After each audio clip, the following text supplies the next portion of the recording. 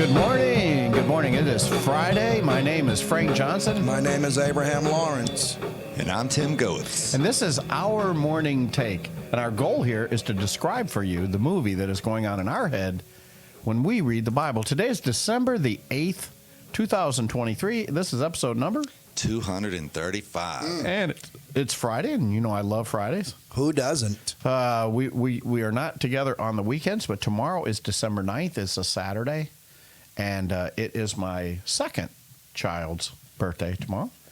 She will be, you're not going to believe this, 40, man, she probably don't want to know what it says, 45. She's going to be 45 years old. This is my daughter, Honesty, and she has 3 of my grandchildren. So there you go. And nice. Will, the oldest grandchild, he turned 18 last January. Wow. Yeah, so he graduated over the summer. So that's awesome. There you go. Yeah, great kids. So your oldest is 40. Mark was born in 77, so he's a year. What did I just say? She was 47? 40? What did I say? 45? 40-something. 45. So he'll be 47 in May, I think. This coming May. Anyway, yeah. Closing in on 50. I'm closing in on 70. Wow. Yeah, it's all. I'm going to have great grandkids soon. I can feel it. I'm working with a bunch of old guys. You sure are. Yeah.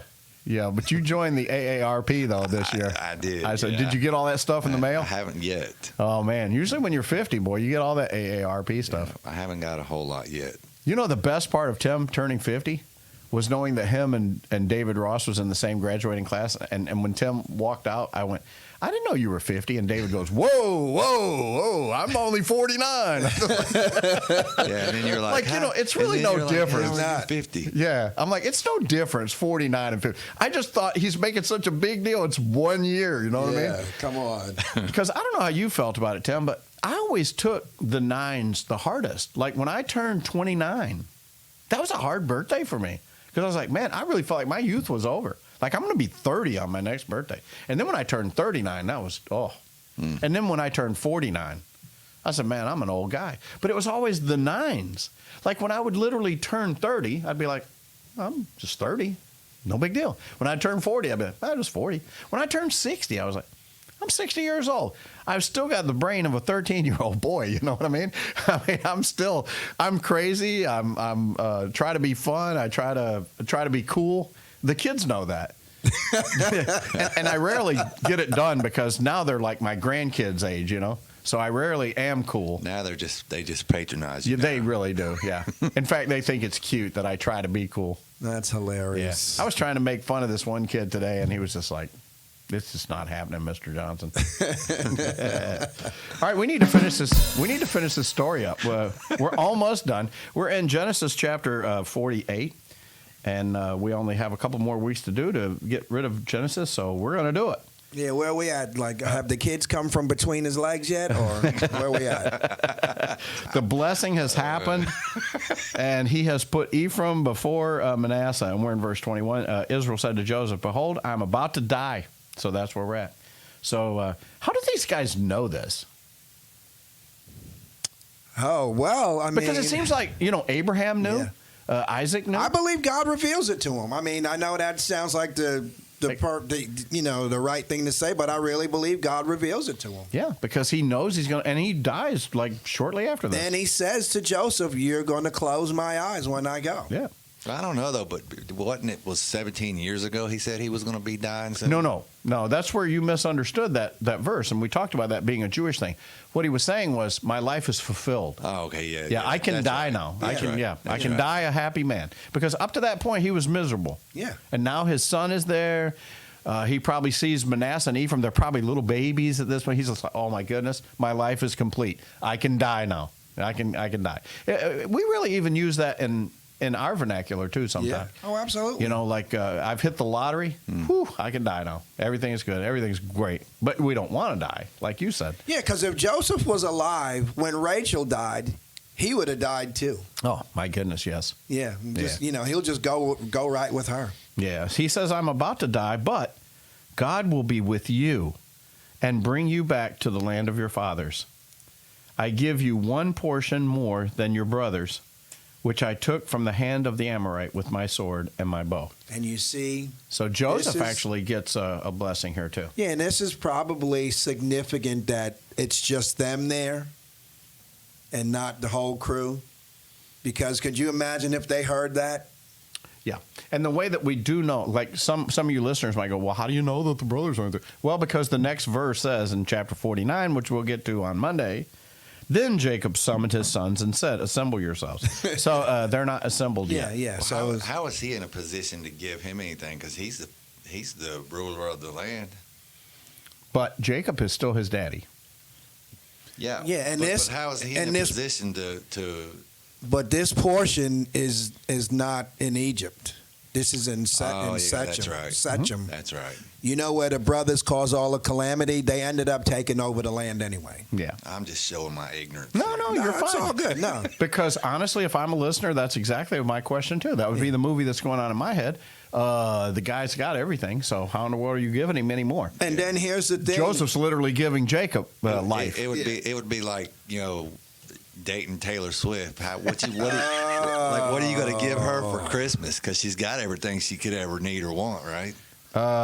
Kelsey Well, that's what I'm saying. What's he going to get her for Christmas? himself. But I like what Joseph says. It says, Taylor Swift. Can you?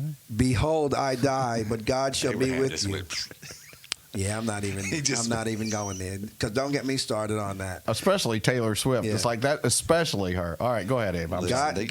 God don't shall be with you and bring you again into the land of your fathers. You like how he told Yeah. him that. Yeah. Yeah, so that's what's going to happen. And Joseph is going to command that his bones be taken.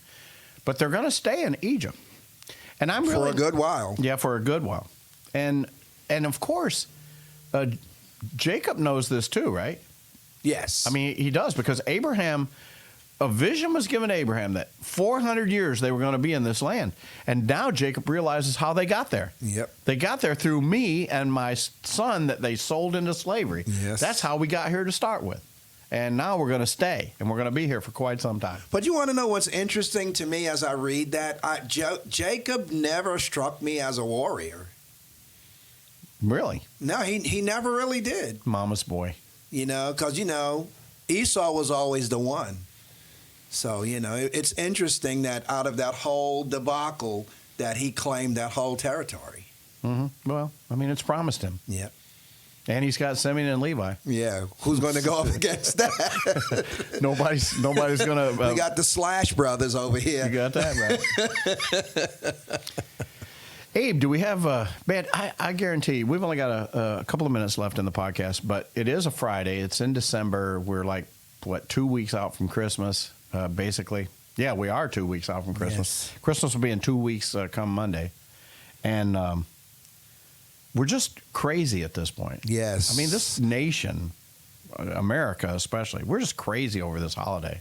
Oh, beyond crazy. And it's like PT used to say, people go out and spend money they don't have to buy gifts for people that they don't even care about. Mm-hmm.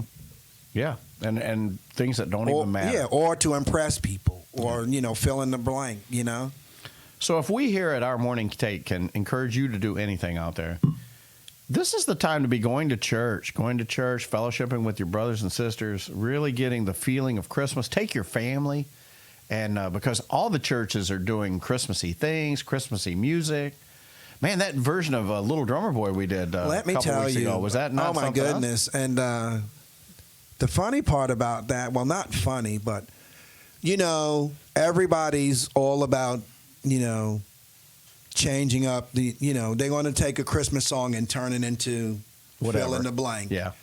But that traditional version of Little Drummer Boy was so moving. Yeah, and we sort of made it our own. Yeah, we made it our own. But the biggest thing about that on the way home, Abraham was like, I want to hear that again. Didn't you guys live stream it? And I'm like, no, we didn't. He was like, man, that was really good. I know. Yeah, we don't live stream our music usually. We live stream just the service.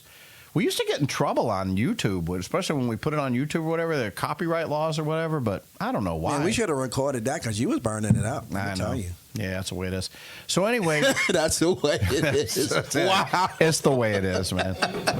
I just realized It's you what he said I was does. burning it up. I'm sorry. Go to church this weekend, though, please. He might be 60, but he can still shred. Actually, what, 70, right? 5? Go to church. Please go to church.